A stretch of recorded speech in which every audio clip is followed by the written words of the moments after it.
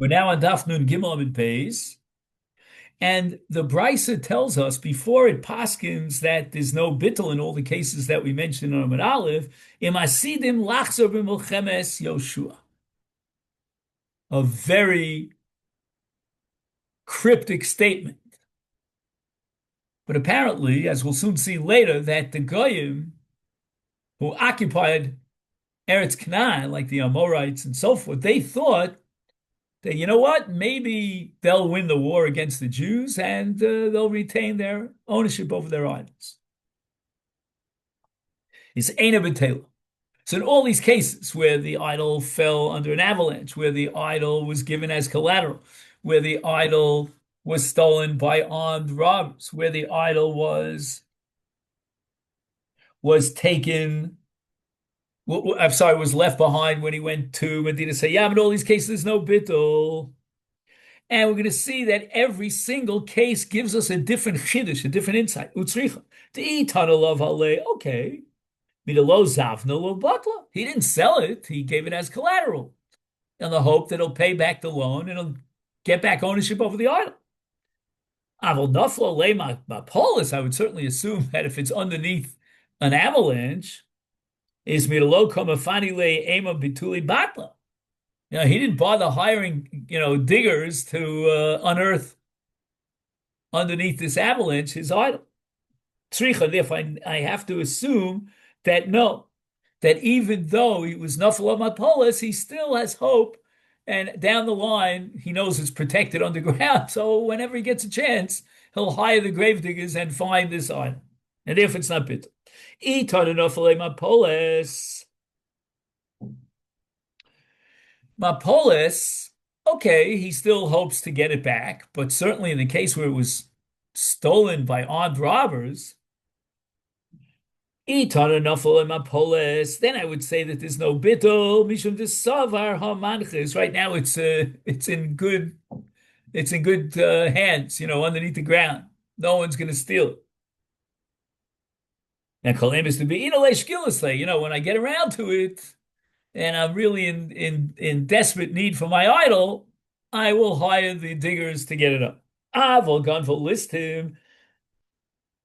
What, did you put up signs, wanted dead or alive? You didn't do a thing. You didn't lift a finger. Obviously, you gave up on getting back your idol from these armed robbers. And the Chiddush is no, that even though right now he hasn't done anything, but down the line he still hopes. He has faith in his idol. The Tana can list him if the Bryce would have only taught this third case, where it was stolen by armed robbers.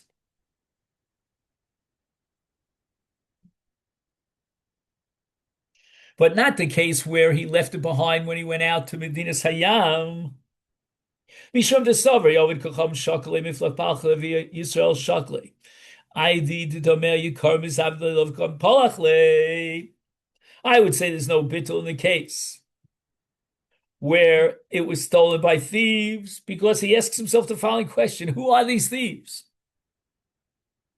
If they're non-Jewish idol worshippers, they'll continue worshiping the idol. And if Israel would have stolen it, and he's not going to worship it, he stole it in order to make a profit on the market. He's going to sell it to an idol worshiper who's going to pay big bucks to get this idol. He left it back in his closet and didn't take it out on his trip to the seventh sea. That I need the chiddush here.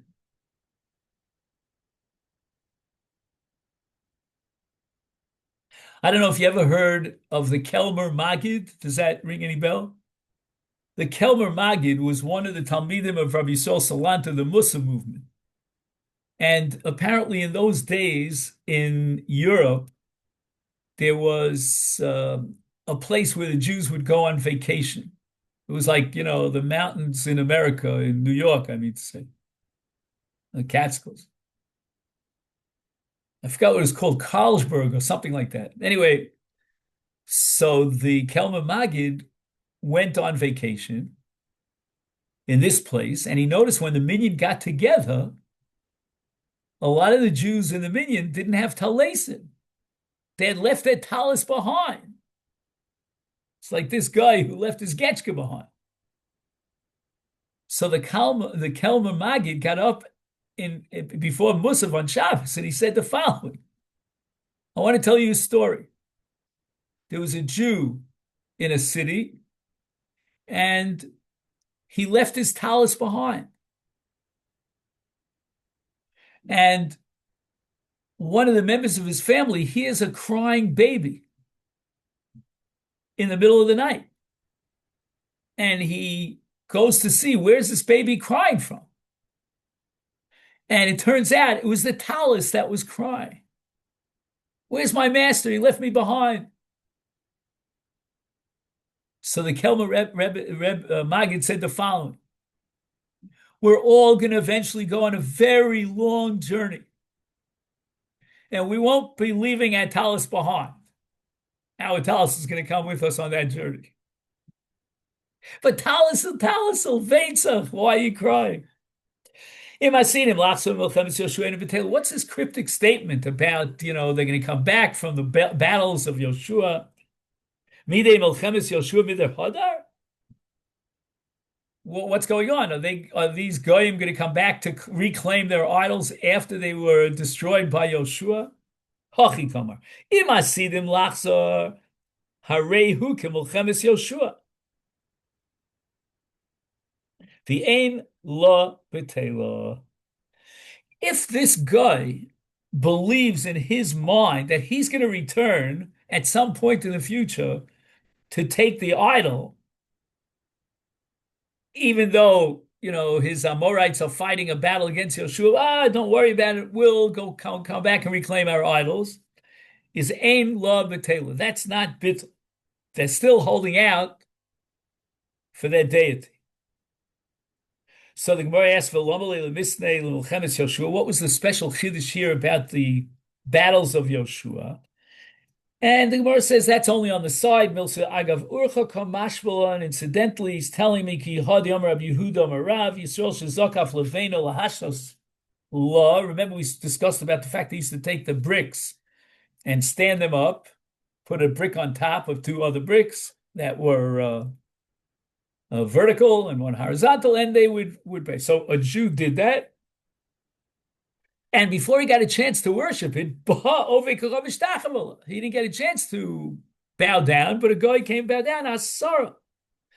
The Gentile now generates an Isar of Avoda Zara and the Chefetz of Avoda Zara because the Jew really wanted it to be worshipped. So he wants it to be an idol.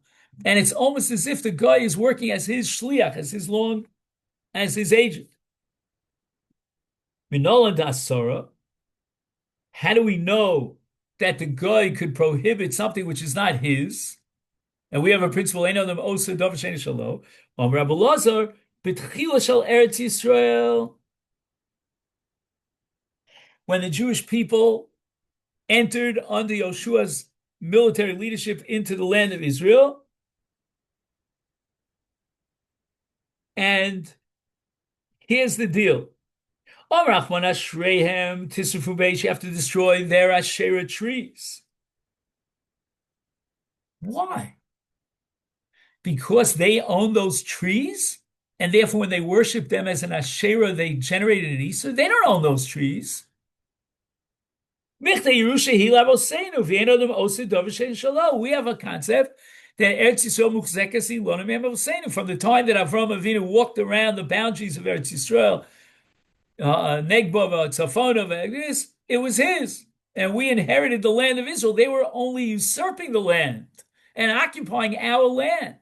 And therefore, when they worship the trees, those trees belong to us, to the Jewish people, and Ein Adam Oser Davar She'ein Shelo. So why does the Asherah tree have to be destroyed? Imishum Hanach Demei Korah. And if you want to say that they're prohibited, because even before Avraham Avinu, the ancient Canaanites were already worshiping these Asherahs. And at that point, it belonged to them. It was before Avraham Avinu made the kinyan on Eretz Yisrael. Is bebitula bi alma sagile.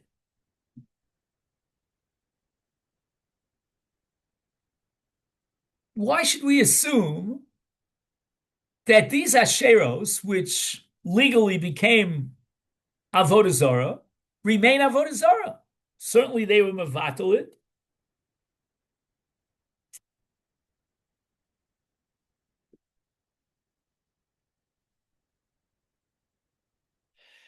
So he says, based on Rashi, and the Ran is not so happy, but Rashi says, and we had this earlier, that a Jew could force the guy to do bittul.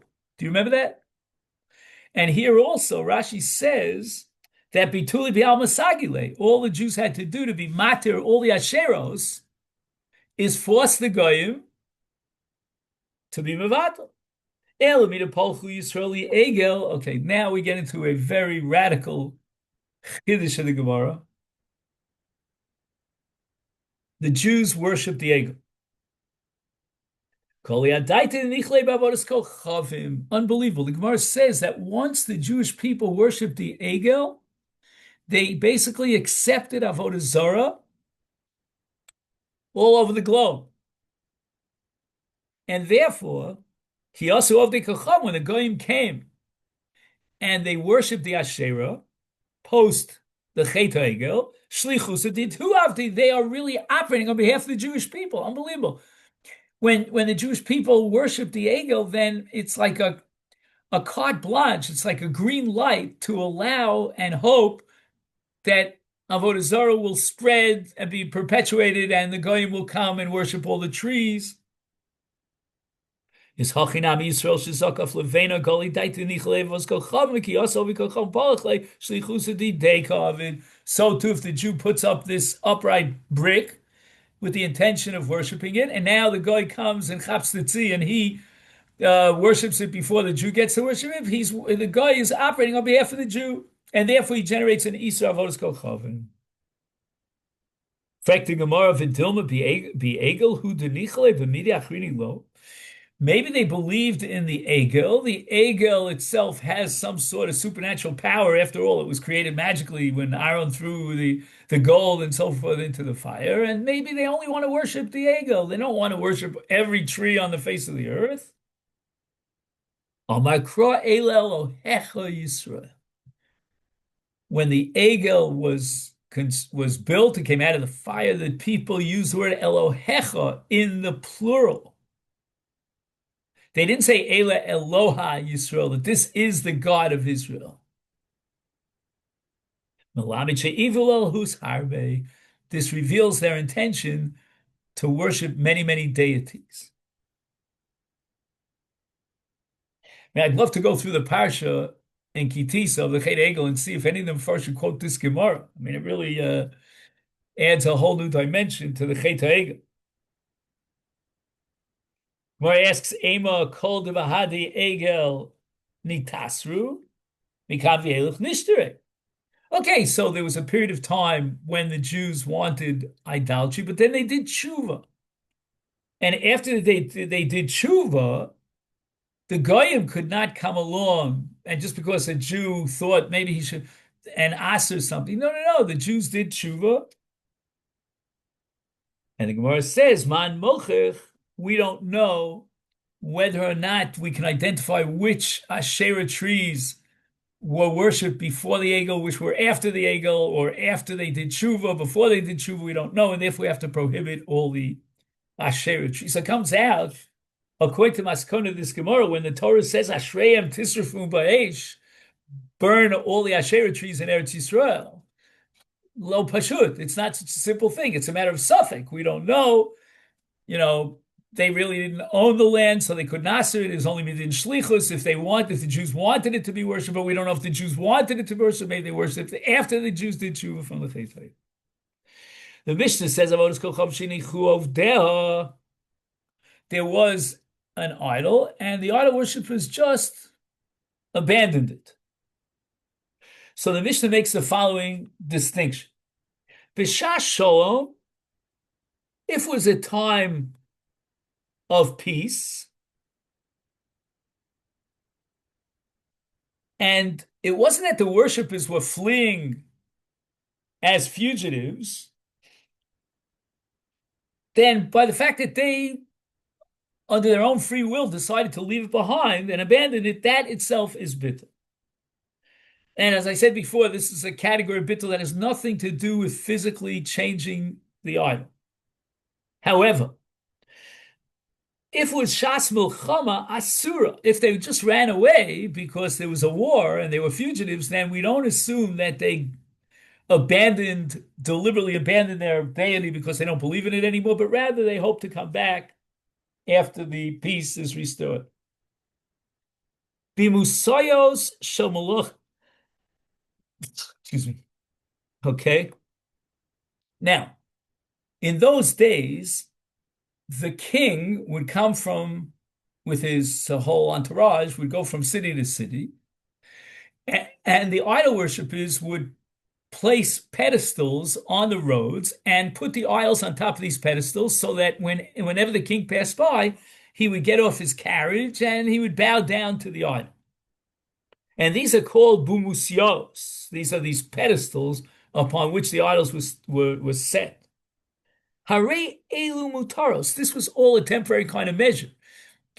As soon as the king passed, they took the idol off the pedestal. So the pedestal was not permanently affixed to the idol. Fine. Base Nimrod. Okay, now Nimrod was kind of like a state religion, and he declared himself to be a deity. And the whole concept of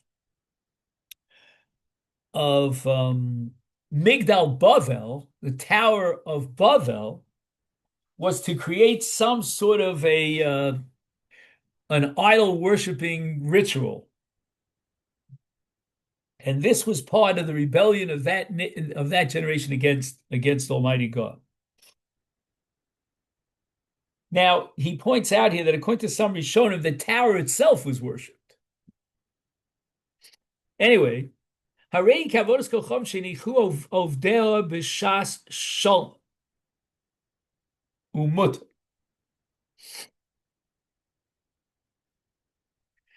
Now, it's a funny kind of thing. God decided to scatter the people throughout the earth. And you and I would have said that's like Shas Milchama. They just ran away. So if they left the Tower of Babel behind or the base Nimrod, then that's not an act of bittul, and yet it says Harei Mutaros. V'afal gav dechi bedarni. Bedarni means when he scattered them all over Rachmana, the Hakadosh Baruch Hu, keshas Milchama dami. Ibaye lemeheder hadur. Later on, they could come back and they would retrieve their idol. However, midalo hadar, and they didn't do so, bituli batli is considered bittul. B'mosos shabalach mareu mutaros. V'chim ipnei shem amidim also b'shoshem lachem over mutarim. I don't get it. These were used as part of the idol worship, and when the kings came by, they worshipped this idol with the pedestal holding the idol. Amar Rabba Bar Chana Rabbi Yochanan Achi Kameh Bnei Shem Amidim also b'Shoshem Melachim Ovrim U'Melachim Anichem also Derech Zu V'Holchem B'Derech Acheres. You never know exactly where the king is going to go. There are many different roads and pathways for him to get to his destination. So it wasn't really a serious kind of thing. On a temporary basis, just in case he goes down this road, they put up the pedestal with the idol on top. Ki also Ula came from Eretz Yisrael to Bavel. Yasiv Abimasa Pegima. Whoa, this is unbelievable. There was a pedestal that was used for idol worship. The idol was on top of the pedestal, and Ula was not impressed. He enjoyed the benefit of it. I don't get it.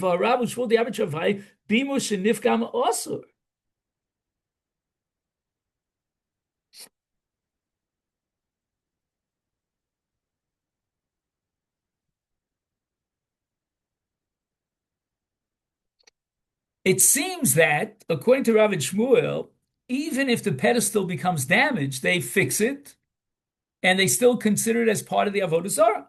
I feel about the Omer Ein Ovdim L'Shvarim. We had a machlokus way back when as to whether or not broken fragments are still idols and are still worshipped. The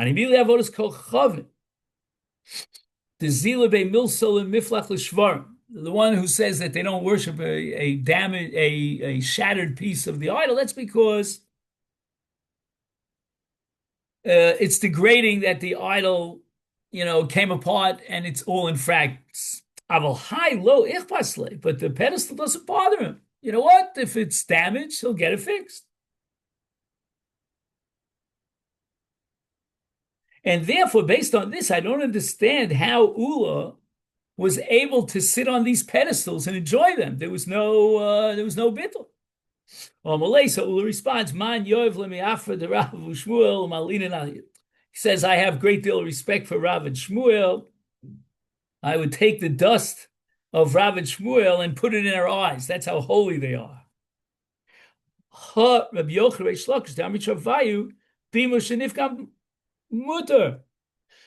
With all due respect to Rav and Shmuel, but what about Rabbi Yochanan and Reish Lakish? They're no slouches, and they ruled that a pedestal that became damaged is mutter. And they added that afilu ad yomer ovdim l'shvarim, even if an idol is shattered into pieces, they continue to worship the pieces. Hani milevodas kolchav, that's the idol itself. They came into palcha zilbe mil solavatla. They're mavatal because it's so degrading that the that the idol couldn't defend itself and protect itself, and now it's shattered into pieces. Avalhani, but with regard to the pedestals, shakli lahayu maisi bimasachrina. You know what? They'll put it into storage and they'll temporarily replace it with another pedestal. But the truth is, 1 second. Now we're saying what?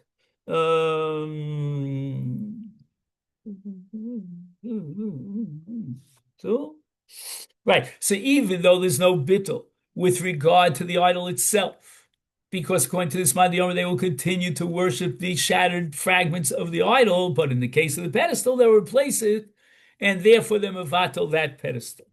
Tani kavasi Rabbi Yochanan Reish Lakish bimu shenifkam muter mizbeach shenifkam osad she notates ruba.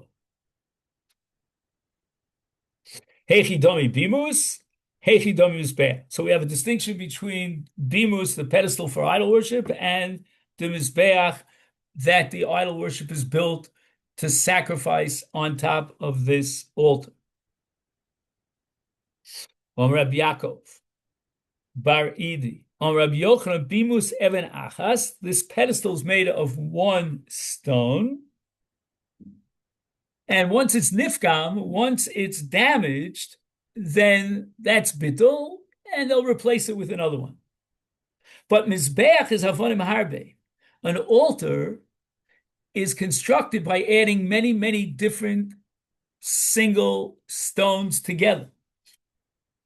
And therefore, the halacha is that mizbeach shenifgam also, even though some of the stones that make up this altar broke off, but nevertheless, most of the altar is still intact, and therefore it remains without bittul as avodah zarah, until he goes ahead and he takes the altar and he shatters it into pieces.